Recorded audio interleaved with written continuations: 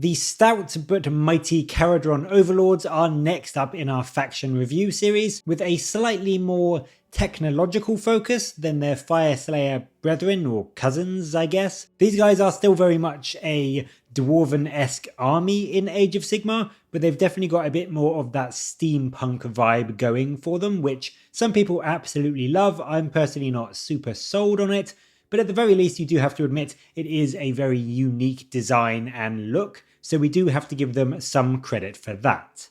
As far as their battle traits go, they do have a few which are focused around mobility and their play with airships and sky vessels and that sort of thing. And we start with the rule flying high, which means that once per battle in the deployment phase, you can pick a sky vessel unit from a regiment that hasn't been deployed yet, and you can put it and a number of units up to its transport capacity up in the clouds, which is essentially deep striking it. You can then follow this up with the descent from the clouds rule, which is the actual deep strike part. This is in the movement phase. You can bring in that sky vessel that was in the clouds and set it up 9 inches away from enemy units, and then you can set up any units that were inside the sky vessel wholly within 6 inches of it, and again 9 inches from enemies. So it's a great way to get a somewhat slow moving army right into the fray really early on and get a load of threatening shooting or screening or objective grabbing units where you need them right from the get-go. The next trait they have access to is Transport Skyfarers. This is a reaction ability when you use a non-charge move on a sky vessel unit. You can then pick a number of friendly units up to the sky vessel's transport capacity that are wholly within 6 inches of it, and they can essentially hop into it, and then you pick them up from the battlefield and you remove them, and then you place them back down again wholly within 6 inches where the sky vessel ends its move. So just being this fantastic mobility tool, letting you get a load of extra movement from that 6-inch aura around the sky vessel before you jump into it, plus its own movement, and then a 6-inch aura when you get out of it. It is going to let you get a lot of units either into shooting range or away from a scary enemy unit, or just nearer to an objective. So it is just all around a great way to get you a bit more control around the board and really make it difficult for an opponent to try and pin you down. The final battle trait they have is the Sky Vessel Cover rule. This is a nice simple passive rule, but it does boost your durability quite a lot. It means that your friendly infantry units are -1 to be hit by enemy shooting attacks if that unit is wholly within 6 inches of a friendly ironclad or frigate unit. And this is pretty much to show your guys sort of hiding behind the massive bulk of those airships. So it's pretty thematic and fluffy. And whilst yes, it is only against shooting attacks, it can make a big difference. Some opponents' armies are going to have a significant amount of shooting, so you will be reducing the damage from that quite a lot as you move up the board. So it is just an all-round solid extra little bonus to help keep your infantry units alive that bit longer. The 4 formations you get are also a nice way to boost either your durability or your mobility. They are all quite simple and straightforward. And the first up is the meticulously maintained rule for the Iron Sky Attack Squadron. This allows you to ignore the first point of damage inflicted to a friendly sky vessel each phase. So if you've got a lot of sky vessels in your army, this can make all of them that little bit tankier, and in the best case scenario, getting you the equivalent of an extra 5 health per unit over the course of the entire game. So that really is quite a significant bonus. If instead you just want more speed, the fastest vessels in the fleet rule from the Ether Runners just gives your sky vessels a flat 2 inches of extra movement, putting them up to either 12 inches or 14 inches in terms of their move, which is a good amount of mobility, especially when you can use these units to transport a lot of your other units around the board. It really is going to let you get a lot of your army exactly where you need them as quickly as possible. The other 2 traits are once per battle ones. The special procurement rule from the Endrinier's Guild Expeditionary Force is in your deployment phase. You can pick a non-unique hero who doesn't have an artifact of power, and you can give them one of the inventions of the Skyport's artifacts. And there are a couple of good ones there, so you can tailor your army a little bit to help you counter the enemy, which is nice to do in a pinch, although I would say it does feel a bit underwhelming as a whole formation compared to the previous two, I think. The last one is the Grudge Settler Protocols from the Gruncore wing. This is done in your shooting phase. Again, it is once per battle, but you can add 3 inches to the range of all Thunderer and Gunhauler units for the turn. So putting your Thunderers to a 21-inch range on some of their guns and the Gunhaulers to an 18-inch range, this can make a huge difference, potentially getting you some more shots off turn 1, whereas you may otherwise not have been able to, so you can start to pick off the enemy right from the early stages of the game. Again, it may not feel quite as good as the first two because they are sort of ongoing entire game buffs, but if you aren't going heavy on Skyvessels and you do have a lot of shooting in your units from Thunderers and Gunhaulers, this will give them a huge boost to your output on one crucial vital turn. In terms of the traits and artifacts, of course there are 3 each. The traits come in the form of the Endrin Maestro, which is a passive giving an extra 2 inches of range to ranged weapons of friendly infantry units that are wholly within 12 inches of the bearer, so potentially getting you an extra 5 inches of range with the Grudge Settler Protocols formation on a particular turn, which is fairly spicy. You also get a deployment phase trait with Grudge Bearer. This one lets you pick an enemy unit and you can double the damage characteristic for the bearer's weapons against that unit for the entire battle. Now this one could be very scary on the right target, getting you some 6 damage attacks with a Scalp Hammer or even 4 damage with a few ranged weapon options that your heroes have, so it is really quite good. And if you've got a hero that you want to go after a specific monster or a specific enemy unit and do a good bit of damage to them, this one could be well worth considering. The final one is Cunning Fleetmaster. This is another passive that lets a friendly sky vessel wholly within 12 inches of the bearer, whenever it makes a redeploy command, roll 2 dice and take the highest. This one is just okay. Like, it's good if you are playing that mobility game and you want a more reliable redeploy, but for me the other two are just much better picks. One if you are making a scary beat stick hero, and the other for just boosting a big chunk of your army, especially if you've got a lot of units with ranged attacks. On the artifacts front, you instead get 3 once per battle choices. The first one is Blazebeard and Sons Drak Hobbler Mag Bowlers, which is quite a mouthful, but in any shooting or combat phase you can use this and you pick an enemy monster within 12 inches, and until the start of your next turn they have to subtract 1 dice from their charge rolls, so essentially only rolling 1 dice for their charges. And this is a great way to stop an enemy monster getting into melee as easily, and in some cases it can make a charge outright impossible for them. So this is very good, and if your opponent has any monsters that you don't want to be in combat, this will be a great way to keep some of your units safe, at least for a turn. The Celestium Burst Grenade is in your shooting phase. This one lets you pick an enemy unit, and for the rest of the turn they can't make ward saves. So if you've got a lot of shooting in your army, this can be a great way to turn off those 6-up wards for all those death and demon units, but it is going to be even better on things like Nagash or Greater Demons that have got that 5-up ward, and this is going to really allow you to open up on them and do a huge amount of damage with your shooting. So for me, this is probably the go-to pick, especially if you are expecting any ward saves at all across the enemy force, and most armies, not so much in order armies so much, but most armies in the game have at least a few units that will have a ward save, even if it is just on one of their big sort of hero units. The final choice is the Voidstone Orb. This is a great pick in my opinion if you've gone for the special procurement formation. This artifact lets you, again once per battle, but it lets you unbind an enemy spell automatically. No rolling, no risk, no luck, just an auto unbind. So if you manage to find yourself going up against a magic heavy army, this can be huge at turning off that all-important game-winning spell that your opponent has, and can be a really nasty trick to pull out of the bag on your enemy with that formation if they do have a very important caster in their list that was kind of vital to their battle plans.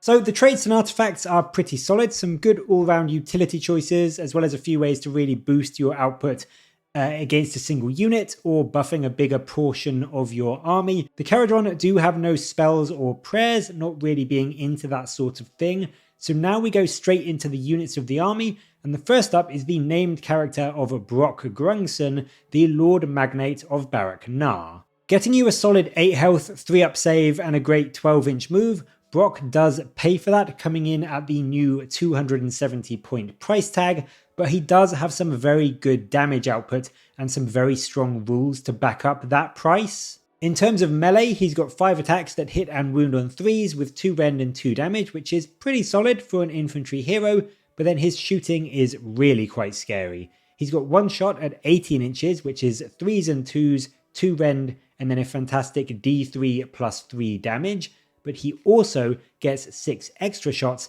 These are only 12-inch range, but they are 3s and 3s, 1 rend and 2 damage, and he can shoot them in combat.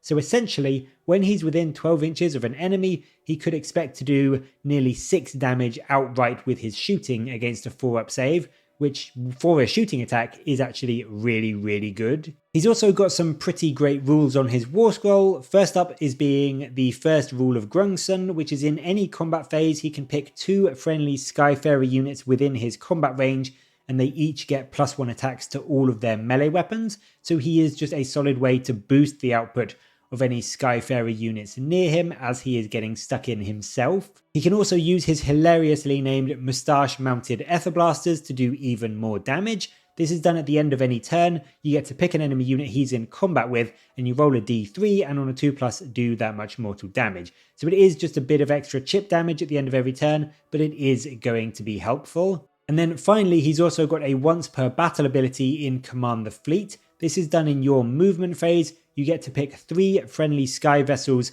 wholly within 12 inches of him and not in combat, and they can each run and then still shoot and or charge in the same turn. So yet more mobility tricks and a fantastic way to get some guns into range, as well as making it much more likely you can get a charge off with them if you wanted to. So overall, he is pricey and he does lack a ward save, which is painful, but he's got a lot of utility. He does have a 3-up save and 8 health, which isn't bad, and he can do quite a lot of damage himself, all the while making your Skyfarer units much more reliable, much more strong, and much more mobile with his War Scroll abilities.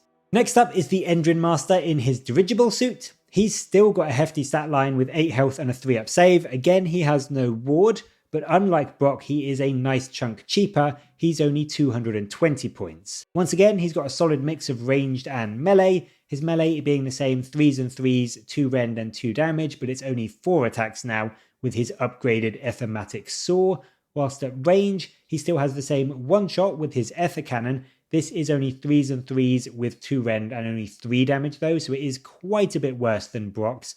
And then his weapon battery, that is 6 attacks, 3s and 3s, 1 rend and 1 damage. So overall it is similar, but just slightly worse profiles on his attacks compared to Brock. In terms of his rules, he's got some nice healing with Endrin Master. This lets you in your hero phase heal a friendly sky vessel in his combat range. You get to roll a dice, and on a 2+, you just heal at a flat 3. So it's very reliable and quite a good heal there. It definitely is going to help keep them trucking a good bit longer as they take damage each round. What he can also do is give +1 to the field repair roll for your friendly Endrin Riggers units if they are wholly within 12 inches of him. And as we will see in a little bit, that can be quite a good little bonus for getting more of your Sky Vessels back up to full health. So he's definitely useful, especially if you are bringing a lot of Sky Vessels in your army, but maybe don't have the points for Brock, or you want a hero that you can bring an artifact on a trait on to help boost his utility that much more. The regular non-flying hero of the Arcanor Admiral is cheaper still. He comes in at 180 points. He's only got 6 health, but he does again keep that decent 3-up save. Unfortunately, he's only got a 4-inch move, so you do kind of need him in a Sky Vessel to really get him around. But like the other 2 heroes we've seen so far, he's got a good mix of range and melee. His Skelf Hammer is 3 attacks that hit on 3s, wound on 2s with 1 rend and then a whopping 3 damage, so going up to 6 with that Grudge Bearer trait and making him really quite scary in combat. In shooting, he's a little bit worse. He's just got a Masterwork volley pistol. This is only a 10-inch range, but it does have 3 shots that hit and wound on 3s with 1 rend and 2 damage. so it isn't actually awful compared to some other armies in AOS. You've got to remember this isn't 40k. He's got 3 War Scroll abilities, with always take what you are owed being done in your hero phase. This lets you pick an Arcanaut company unit wholly within 12 inches of him, and they get plus d6 to their control score, so this can definitely help you in the objective game. It is a bit swingy, but it certainly will help you to either keep hold or steal an objective from an enemy that much more reliably. He's also got 2 once per battle abilities. The first is the Admiral's Flagship. This is done in your deployment phase. You get to pick an Arcanaut, Ironclad or Frigate in the Admiral's regiment, and then for the rest of the battle, whenever it uses the all-out attack command and is wholly within 12 inches of him, it doesn't cost a command point. So it's a great way to save yourself a load of command points on a unit that is planning on staying near the Admiral all game anyway. And then finally, he also has Bring Every Gun to Bear, which is in your shooting phase. Again, once per battle, he can pick a Skyvessel unit wholly within 24 inches of him, and it gets +1 attack on its ranged weapons, which can be really quite scary with the shooting that some of the Skyvessel units have. So he is really good for buffing your Skyvessels, your Arcanauts, and is also, of course, very, very thematic for leading them into battle too. So I do quite like him. The Etheric Navigator is even squishier still. He's only got 5 health, but he does keep that 3-up save, which is nice. He's only 130 points, so again, nice and cheap too for the Kharadron anyway. He's got some mediocre melee, 3 attacks on 3s and 4s with 1 rend and d3 damage, and also some mediocre shooting. It's a 10-inch range with 2 shots on 3s and 3s, 1 rend and 1 damage. But he is very useful because he brings an unbind to the army with Ethersight, which is really, really good to give your army some much needed magic protection, as of course you have no wizards of your own. He also gets the Read the Winds ability, which is once per turn in your hero phase, you get to roll 6 dice, and for each 1 you roll, you pick an enemy unit within 18 inches as the target, and for each 6 you roll, you pick a friendly Skyvessel unit within 18 inches as the target, and each enemy unit that is the target takes d3 mortal damage, and if it does take any damage, it also has its move characteristic halved until the start of your next turn, and for each friendly target picked, they get 3 inches of extra movement until your next turn. So on average, you're going to get 1-1 and 1-6, so you will get to hurt and debuff 1 enemy unit, and also buff 1 of your own units. But this could just be very strong at slowing down that key enemy unit that was going to maybe try a charge in their next turn, as well as doing some chip damage to them. It is of course quite random with just rolling 6 dice, but I do think it's got some potential and it could be quite fun when the winds do line up right. For 130 points, I think he's pretty decent, and if nothing else, he's really valuable for bringing that unbind to your army, which in a lot of matchups, in arguably most matchups, will be a very useful addition to have. Drekkie Flint is next, and he is another unique named hero like Brock. He is 160 points, which isn't super cheap, but he does get you with that 6 health and the standard 3-up save. Again, he's a 4-inch move, so he does need a Skyvessel to get him around, but he's a pretty scary piece for damage output. On his own, he's got Grunson's Axe, which in melee gives him 4 attacks on 3s and 3s, 2 rend and 2 damage, and +1 rend against monsters, so he's pretty decent against all those scary 3 and 4-up save monsters out there. He can also shoot at them with his Ethematic Equalizer Mark III, which is 2d6 shots at 10 inches, hitting and wounding on 3s with 1 rend and 2 damage, so he's got the potential for 24 damage from that. It is of course never going to happen, but on average you're going to be getting 7 shots, so it could be relatively scary into anything that you are shooting into. He's also got his own unique frigate, which is called the Elsling, and you get a rule called Captain of the Elsling, which lets you in your deployment phase pick a frigate in his regiment and give it the Elsling keyword. And when you do that, it gets +1 damage to its melee weapons for the battle, which is actually really quite good in terms of improving its own output. He also gives that frigate the ability to re-roll, run and charge rolls if it's in his combat range, thanks to She Can Handle It, so it is much more likely to get into melee and just smash face when it's there. And then finally, he also gets the auxiliary Skyhook rule, which lets you at the end of any turn pick a monster that he's in combat with, you get to roll a d3, and on a 2+, you do that much mortal damage to it. So he is essentially a monster hunter with his own personal frigate that he can ride around with. So if you are taking him, it is pretty much mandatory to bring an Archanaut frigate too, or else you are just not really getting the most out of him. But he can do a lot of work when he is comboed with that frigate right. The Endrin Master with Endrin Harness is another cheap 130 point hero. Again, he's got that similar 6 health, 3 up save and 4-inch move stat line. He's got no range though this time, just his melee, which is actually kind of okay. It's only 3 attacks, 4s to hit, but then 2s to wound, 2 rend and 3 damage. So it's not awful.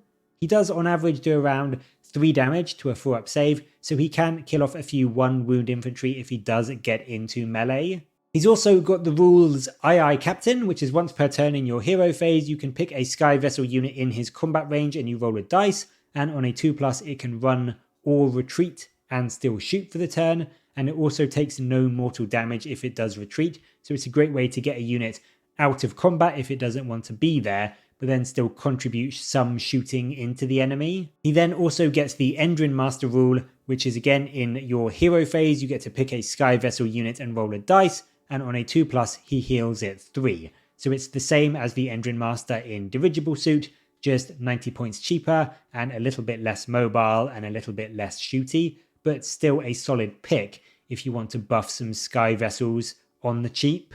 The Codewright is one of the newer models for the Kharadron. He is the cheapest hero of the bunch, coming in at the newly dropped 90 points price tag, but he is another squishy one with only 5 health. He's got some really quite awful melee. He uses a book to hit the enemy. It's 4s and 4s, no rend and d3 damage, so it's just pretty bad with only 3 attacks. And then his shooting is also fairly meh. It's another Ethershot pistol, so 2 shots at 10 inches, 3s and 3s, 1 rend and 1 damage. What this guy does do though is act as an advisor. His rule advisory role is once per turn in your hero phase, you can pick 3 visible Kharadron units and you roll a dice for each, and on a 3+ they can pick one of 3 effects. They can either take +2 to their control score with Seek New Prospects, they can get +1 to run and charge rolls with Don't Argue with the Wind, or you can give them the ability to retreat and take no damage with There's No Trading with Some People.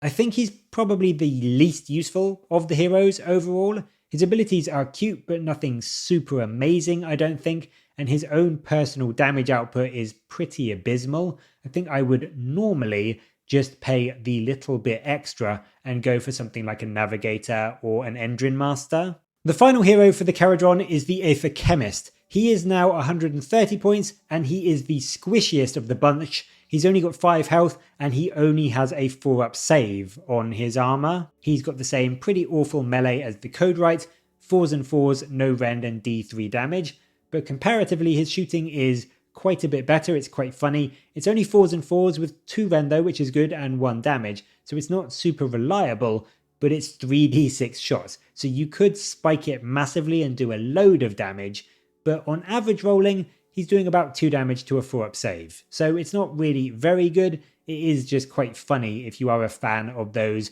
orc-style random attack profiles. What the Chemist does do quite well is buff. His Etheric Augmentation rule lets you, in your shooting phase, pick an infantry unit wholly within 12 inches of him, and you get +1 rend on their ranged weapons, on a 3+. So again, it's not the most reliable, but +1 rend is quite good on a lot of Kharadron shooting, and it could really make some of your units into quite scary ranged threats for an enemy that's too close to them. He can then also, in any combat phase, use Atmospheric Isolation. This one lets you pick an enemy unit in combat with him, and again on a 3+, they are -1 to hit for the turn. So he can buff and debuff quite well, albeit a little bit randomly, only going off on a 3+.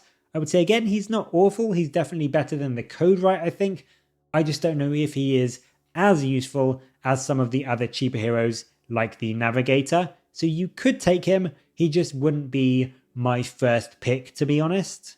From the heroes onto the regular units now, we start with the basic backbone of many lists, which is the Archanaut Company. These guys come in a unit of 10 for 100 points, so they are 10 points per model, which nets you 1 health, a 4-up save and a 4-inch move, and 1 control. So they're nothing spectacular, they're fairly standard fare for an infantry unit. They do have a bit of a selection of weapons though, which is nice and is a little bit different to most other armies in Age of Sigmar. They come with an Arcanaut hand weapon, which is just 2 attacks, 4s and 4s, no rend and 1 damage, so nothing amazing, but they also each have a 10-inch range 2-shot pistol, 4s and 4s, no rend and 1 damage, but 1 in 10 of them can take an Ethematic volley gun, which gives you a 15-inch range, 2d6 shot anti-horde style weapon with the same profile, but also the crit 2 hits rule, just to help you clear out those bigger enemy units and squads. And then another 1 in 10 can also take a light skyhook, which is instead just 1 shot, but 4s and 3s, 2 rend and d3 damage, and also a bonus rend against monsters. So you can do a bit more into bigger enemy hordes, or into scary monsters with a simple unit of 10. To boost their melee, 1 in 10 can also take a Sky Pike, which gets you 2 attacks that are 3s and 3s, 1 rend and 2 damage, and have the crit mortals rule,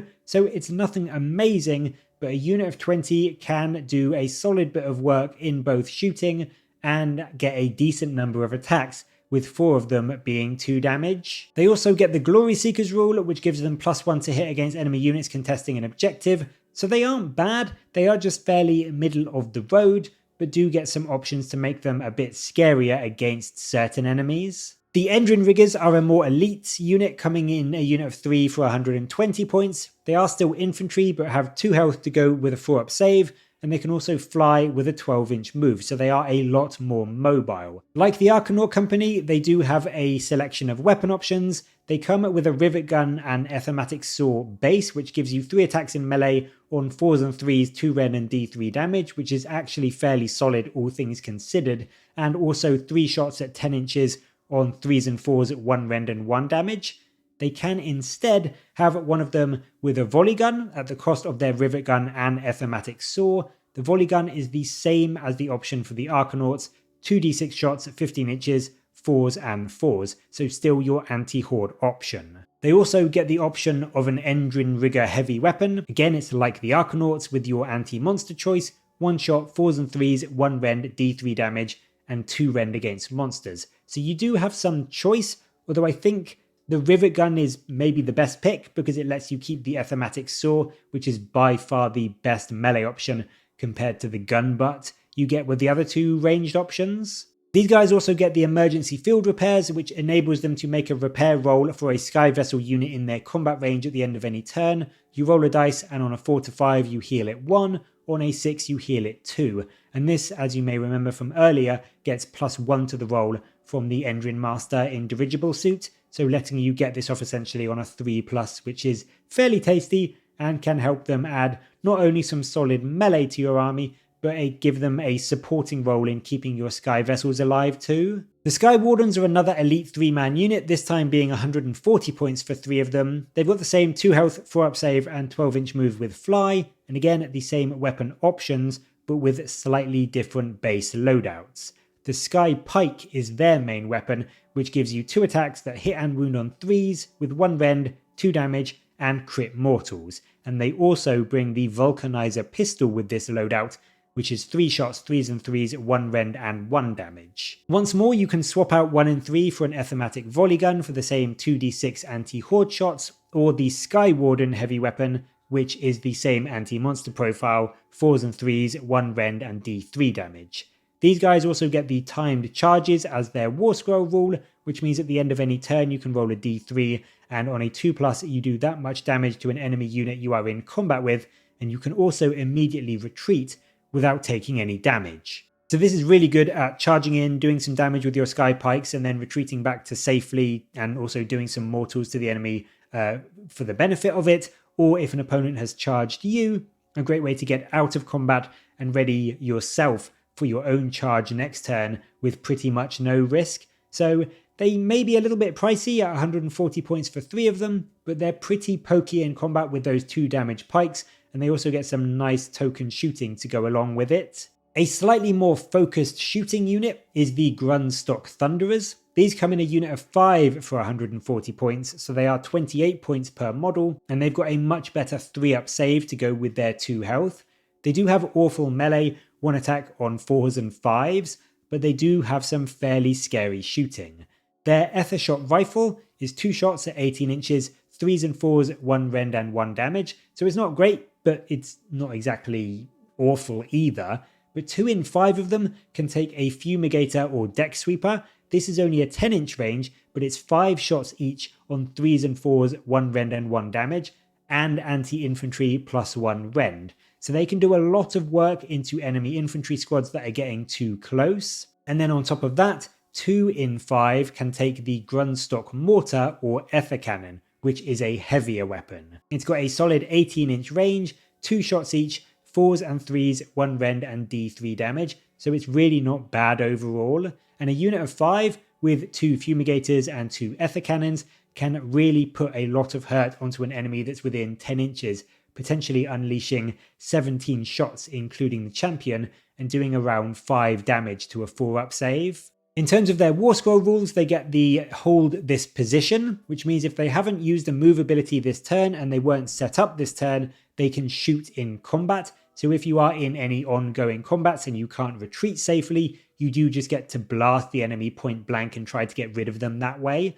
So they're not too bad at all. They can get some sweet buffs from the battle traits and formations as well in terms of getting them around the board better and getting them some extra range when you need it. So if you are going in any way shooting heavy, you will want at least a few units of these guys to give you some of that firepower. The last 3 units for the Kharadron are their big ships, their Skyvessels, and the Archanaut Ironclad is a whopping 500 points, but it's super durable with 20 health and a 3-up save. It doesn't have a ward, which is of course a big downside, but with fly and a 10-inch move, it really can get where you need it to and avoid the scariest of enemies quite well as well. It does get some token melee with 8 attacks from the boarding weapons, but of course the big selling point for these things are the guns. It's got Ethershot carbines, Ethershot torpedoes, and either a Sky Cannon, Volley Cannon, or Skyhook. The carbines are 8 shots, 3s and 3s, 1 rend and 2 damage, which actually isn't bad for some token extra shooting. The torpedoes add 4 more shots on 4s and 3s, 1 rend and 2 damage, but the big gun gives you a choice of an all-rounder, an anti-infantry, or an anti-monster option. The Sky Cannon is 2 shots, 4s and 2s, 2 rend and D3 plus 3 damage, which is incredibly solid, whilst the Skyhook is for monsters, netting you 2 shots at 24 inches, 3s and 2s, 2 rend, but 3 rend against monsters, and then the annoyingly swingy D6 damage, whilst the Volley Cannon gets you a whopping 4d6 shots at 18 inches. They are 4s and 3s, 1 rend, but 2 rend against infantry, and then just a flat 1 damage. So they're all quite good at what they do. The Skyhook nets you about 4 damage against a 4-up save monster, the Volley Cannon about 4 damage against a 4-up save infantry, whilst the Sky Cannon gets you a tad less, it's about 3.5 damage, but that's against anything with a 4-up save. So if you want to specialize, you can, but the Sky Cannon is still a pretty good take-all-comers choice. It also comes with heavy bomb racks, letting you pick an enemy unit that can't fly that this unit passed over in the movement phase, and you get to roll 10 dice, and on each 4+ they take a mortal damage. So around 4 mortals on average from that, on top of any shooting you're going to do. It can also transport up to 3 infantry units and up to a maximum of 22 models. So a couple of Archanaut squads and a hero quite easily. And then the Great Endrin Works rule means that in your deployment phase you can pick a buff for this unit. Magnificent Omniscope gives it 2 inches of extra movement, going up to 12 inches base.